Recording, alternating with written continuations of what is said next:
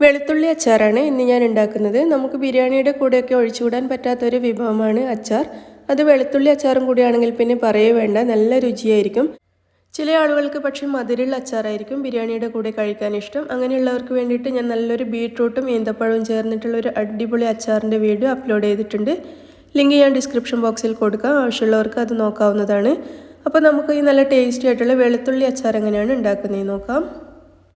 അച്ചാർ ഉണ്ടാക്കാൻ വേണ്ടിയിട്ട് ഞാനിവിടെ എടുത്തിരിക്കുന്നത് 2 കപ്പ് വെളുത്തുള്ളിയാണ്. ഈ വെളുത്തുള്ളി ഞാൻ ഓരോന്നും രണ്ടായിട്ട് കട്ട് ചെയ്തിട്ടുണ്ട്. തൊലി കളയാനുള്ള എളുപ്പത്തിന് വേണ്ടിയിട്ട് ഓരോന്നും പകുതിയായിട്ട് കട്ട് ചെയ്തിട്ടാണ് ഇതിൻ്റെ തൊലി കളഞ്ഞെടുത്തിട്ടുള്ളത്. അപ്പോൾ ഇങ്ങനെ കളഞ്ഞെടുത്ത് 2 കപ്പ് വെളുത്തുള്ളിയാണിത്. പിന്നെ ഇതിലേക്കൊരു 1/4 കപ്പ് വരെ വെളുത്തുള്ളി വേറെയും ആവശ്യമുണ്ട്. അതുപോലെ ഒരു 2 ടേബിൾ സ്പൂൺ വരെ ഇഞ്ചി അരിഞ്ഞതും കൂടി എടുത്തിട്ടുണ്ട്. ഇനി 1/4 കപ്പ് വെളുത്തുള്ളിയും ഈ ഇഞ്ചിയും കൂടി നമുക്ക് ഒരുമിച്ച് നന്നായിട്ടൊന്ന് ക്രഷ് ചെയ്തെടുക്കാം. മിക്സിയിലിട്ടിട്ട് നന്നായിട്ടൊന്ന് പൊടിച്ചെടുത്തിട്ടുണ്ട്. ഇത് നമുക്കിവിടെ മാറ്റി വെക്കാം. ഇനി നമുക്കൊരു 1/2 കപ്പ് വരെ വിനാഗിരി എടുക്കാം. ഈ 1/2 കപ്പ് വിനാഗിരി നമുക്കൊരു പാത്രത്തിലേക്ക് ഒഴിച്ചു കൊടുക്കാം. ചൂടാക്കാനുള്ള പാത്രമാണ്. ഇതിലേക്ക് 1/2 കപ്പ് വെള്ളവും കൂടി ചേർക്കാം.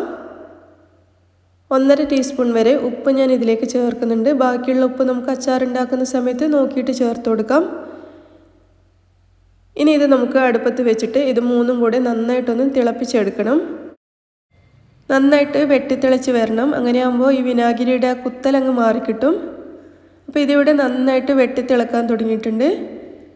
ഇനി ഇത് നമുക്ക് തീ ഓഫ് ചെയ്തിട്ട് അടുപ്പത്തുനിന്ന് മാറ്റി വെക്കാം. എന്നിട്ട് നമുക്ക് അച്ചാർ ഉണ്ടാക്കാൻ തുടങ്ങാം. അതിന് വേണ്ടിയിട്ട് ഞാനൊരു പാത്രം അടുപ്പത്ത് വെച്ചിട്ടുണ്ട്. ഇത് ചൂടായി വരുന്ന സമയത്ത് നമുക്കിതിലേക്ക് എണ്ണ ചേർത്ത് കൊടുക്കാം. ഞാനിവിടെ നല്ലെണ്ണയാണ് എടുത്തിരിക്കുന്നത്. നല്ലെണ്ണ കയ്യിലില്ലാത്തവരാണെങ്കിൽ വെളിച്ചെണ്ണ എടുക്കുക. പൊതുവേ നല്ലെണ്ണ ഉപയോഗിച്ച് കഴിഞ്ഞാൽ അച്ചാറിന് നല്ലൊരു രുചിയും മണവും ഒക്കെ കിട്ടും. പിന്നെ കുറേ നാൾ കേടാവാതെ ഇരിക്കും. അപ്പോൾ അതുകൊണ്ട് നല്ലെണ്ണ കിട്ടുവാണെങ്കിൽ നല്ലെണ്ണ ചേർക്കുക, ഇല്ലെങ്കിൽ വെളിച്ചെണ്ണ ചേർത്താലും കുഴപ്പമില്ല. ഞാനിതിലേക്കൊരു 6 ടേബിൾ സ്പൂൺ വരെ നല്ലെണ്ണ ചേർത്ത് കൊടുത്തിട്ടുണ്ട്. ഈ എണ്ണ നന്നായിട്ട് ചൂടായി വരുന്ന സമയത്ത് നമ്മൾ നേരത്തെ എടുത്ത് വെച്ചിരിക്കുന്ന 2 കപ്പ് വെളുത്തുള്ളി ഇതിലേക്ക് ചേർത്ത് കൊടുത്തിട്ട് നന്നായിട്ടൊന്ന് വഴറ്റിയെടുക്കാം.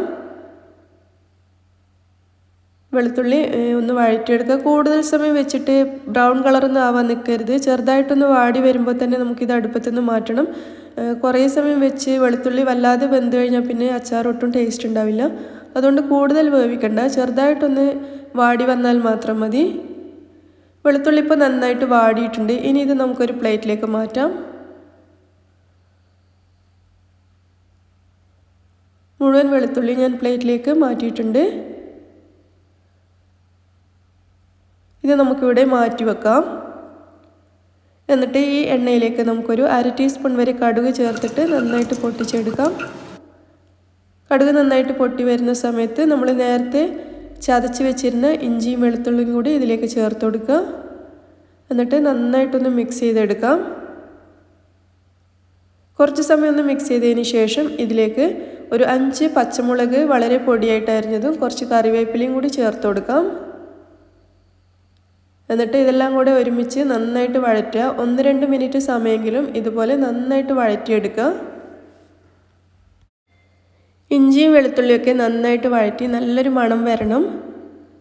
ആ സമയത്ത് നമുക്കിതിലേക്ക് മുളക് പൊടി ചേർത്ത് കൊടുക്കാം. ഞാനിവിടെ 2 ടേബിൾ സ്പൂൺ മുളക് പൊടി ചേർക്കുന്നുണ്ട്. എൻ്റെ കയ്യിലുള്ള സ്പൂണ് 1/2 ടേബിൾ സ്പൂണിൻ്റെ അളവാണ്. അതുകൊണ്ടാണ് ഞാൻ 4 പ്രാവശ്യം ചേർത്തിരിക്കുന്നത്. 2 ടേബിൾ സ്പൂൺ മുളക് പൊടിയാണ് മൊത്തത്തിൽ ചേർത്തിരിക്കുന്നത്.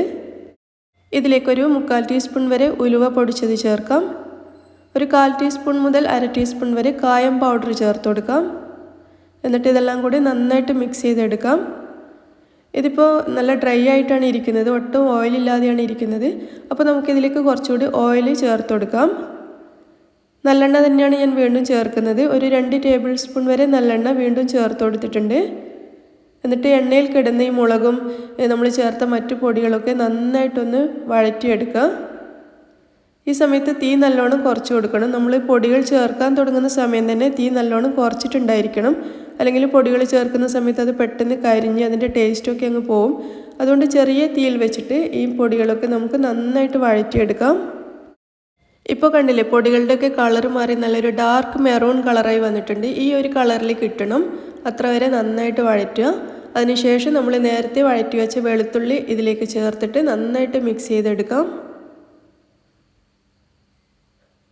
വെളുത്തുള്ളി ചേർത്തിട്ട് ഒരു 30 സെക്കൻഡോളം നന്നായിട്ട് മിക്സ് ചെയ്യാം.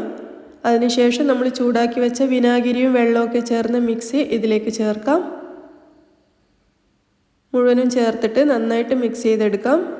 പിന്നെ അച്ചാർ ഉണ്ടാക്കി കഴിഞ്ഞിട്ട് നിങ്ങൾക്ക് അച്ചാർ കുറച്ച് തിക്കായിട്ട് തോന്നുവാണെങ്കിൽ വീണ്ടും കുറച്ച് വിനാഗിരിയും വെള്ളവും കൂടി ഒരുമിച്ചെടുത്ത് നന്നായിട്ട് ചൂടാക്കി തണുപ്പിച്ചതിന് ശേഷം ചേർത്ത് കൊടുത്താൽ മതി. ചൂടോടുകൂടി അച്ചാറിലേക്ക് ചേർക്കണ്ട. നന്നായിട്ട് ചൂടാക്കിയെടുത്ത് തണുപ്പിച്ചതിന് ശേഷം അച്ചാറിലേക്ക് ചേർത്ത് മിക്സ് ചെയ്തെടുത്തിട്ട് ലൂസാക്കി എടുക്കാവുന്നതാണ്. ഈ സമയത്ത് ഉപ്പ് ചെക്ക് ചെയ്തിട്ട് ആവശ്യത്തിനുള്ള ഉപ്പ് ചേർത്ത് കൊടുക്കുക. നമ്മൾ നേരത്തെ വിനാഗിരിയിൽ കുറച്ച് ഉപ്പ് ചേർത്തിട്ടുണ്ട്, പക്ഷേ അത് മതിയാവില്ല. വീണ്ടും നോക്കിയിട്ട് ആവശ്യത്തിന് ഉപ്പ് ചേർത്ത് കൊടുത്ത് നന്നായിട്ട് മിക്സ് ചെയ്യാം. അപ്പോൾ നമ്മുടെ അച്ചാർ ഇവിടെ റെഡി ആയിട്ടുണ്ട്. ഇനി ഇത് നമുക്ക് അടുപ്പത്തു നിന്ന് മാറ്റാം. ഈ അച്ചാർ ഞാൻ അടുപ്പത്തു നിന്ന് മാറ്റിയിട്ട് തണുക്കാൻ വേണ്ടി വെച്ചിരിക്കുകയാണ്. നന്നായിട്ട് തണുത്തതിന് ശേഷം മാത്രമേ നമുക്കിത് കുപ്പിയിലാക്കി വെക്കാൻ പാടുള്ളൂ. അതുകൊണ്ട് നന്നായിട്ട് തണുക്കാൻ വേണ്ടി വെയിറ്റ് ചെയ്യാം.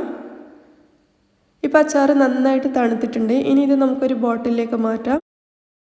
പ്ലാസ്റ്റിക് ബോട്ടിലൊന്നും അച്ചാർ ഇട്ടിട്ട് വെക്കാൻ പാടില്ല. പറ്റുവാണെങ്കിൽ ഗ്ലാസ് ജാറിലേക്ക് തന്നെ മാറ്റാം. ഞാനിപ്പോൾ തേൻ്റെ ഒരു ബോട്ടിലേക്കാണ് മാറ്റുന്നത്.